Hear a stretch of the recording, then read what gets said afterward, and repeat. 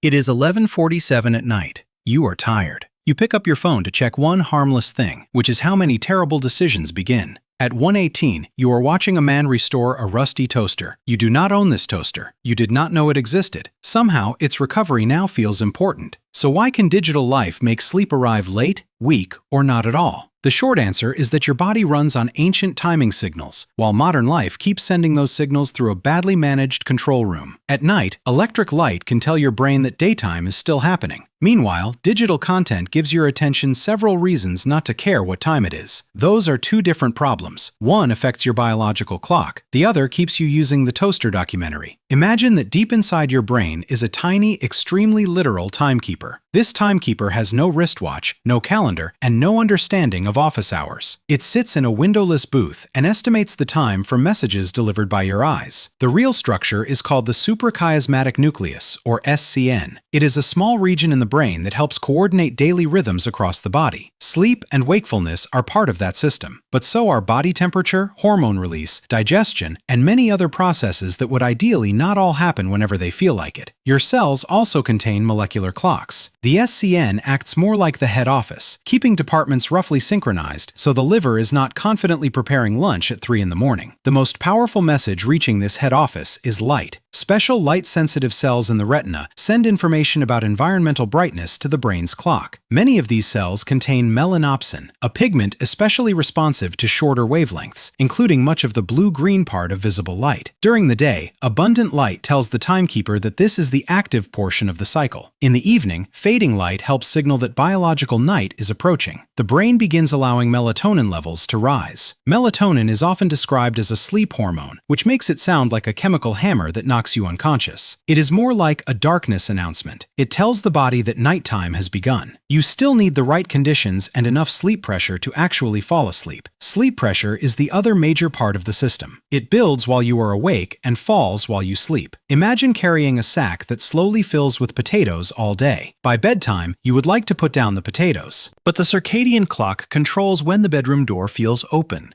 This is why you can be exhausted after staying awake too long, yet suddenly feel strangely alert late in the evening. The sack is full, but the timekeeper has temporarily reopened the building. Light can move the clock, because the clock does not merely measure time, it is reset by time cues every day. Morning light generally helps shift our timing earlier and supports alertness. Evening and early night light can shift timing later, suppress melatonin, and make sleep feel less available at the hour we intended to use it. If explanations involving tiny biological administrators are useful to you, subscribe for more bad drawings doing surprisingly responsible educational work. Artificial light changed the job dramatically. For most of human history, daytime was usually bright and nighttime was usually dark, apart from fire and whatever the moon had arranged. Modern indoor life often reverses the strength of those signals. We spend the day in relatively dim buildings, then fill the evening with ceiling lights, televisions, tablets, phones, and a refrigerator that briefly performs a medical examination whenever we want cheese. The result is not always bright days followed by dark nights. It can be dim days followed by moderately bright nights. The timekeeper wants a clear lighthouse signal and receives beige soup.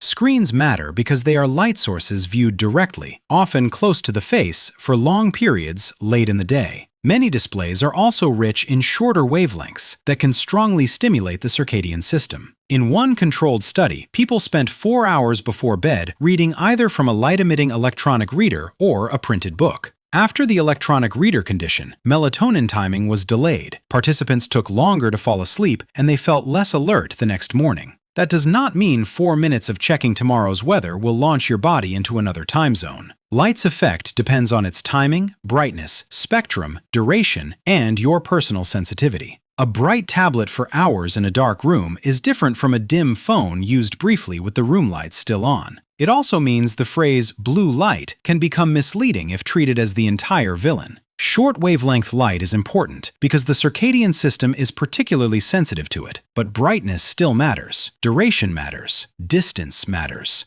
the rest of the room matters. A warm-colored screen can still be bright, and a blue light filter does not make midnight become noon-proof. Blue light during the day is not poisonous either. Daylight contains plenty of it, and strong daytime light helps create a healthy contrast between day and night. The goal is not to spend life inside an orange submarine. The goal is to give the body bright days and darker evenings at sensible times. Then there is the second problem, which happens even if the screen produces almost no circadian effect at all. Digital content can simply keep you awake. A phone is not one activity. It is a book, casino, workplace, argument, cinema, shopping center, and emergency meeting inside one small rectangle. Each activity can replace time that would otherwise be spent sleeping. Researchers call this time displacement, which is the formal version of saying you went to bed late because you were still doing something else. Content can also increase psychological arousal. A gentle article about gardening is not the same as a work email marked urgent, a competitive game, or a discussion with a stranger who has misunderstood both you and the basic structure of reality. The light from those activities may be identical, the mental result is not.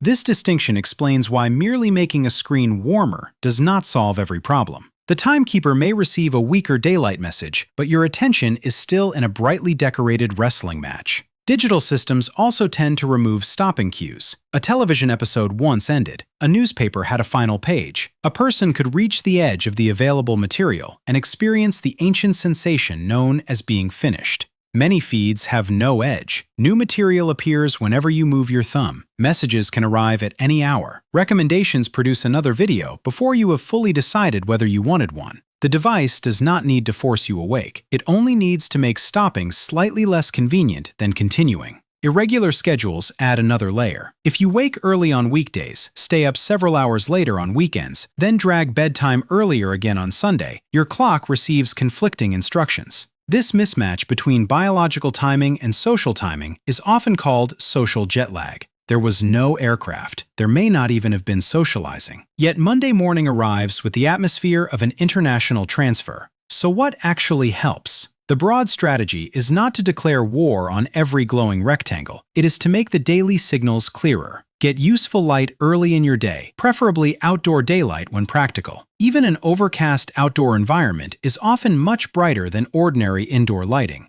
Daytime light helps anchor the clock and supports the distinction between day and night. Keep wake time and bedtime reasonably consistent, especially wake time. Perfect precision is unnecessary. Your body is a clock, but it is not a bomb that requires cutting the blue wire at exactly 10:03. In the hours before bed, reduce unnecessary brightness, dim room lighting, lower screen brightness. Use warmer display settings if they make evening light less stimulating, but treat them as one tool rather than a diplomatic immunity card for scrolling until dawn. Then address the content separately. Choose activities with an ending. Set a stopping time before opening the app, not after it has introduced you to 17 related toasters. Silence non-essential notifications. If the phone repeatedly follows you into bed and negotiates successfully, charge it somewhere that requires standing up. None of this means every sleep problem is caused by technology. Pain, stress, medication, sleep disorders, mental health conditions, shift work, caregiving, and many other factors can affect sleep. People also differ in their light sensitivity and natural timing.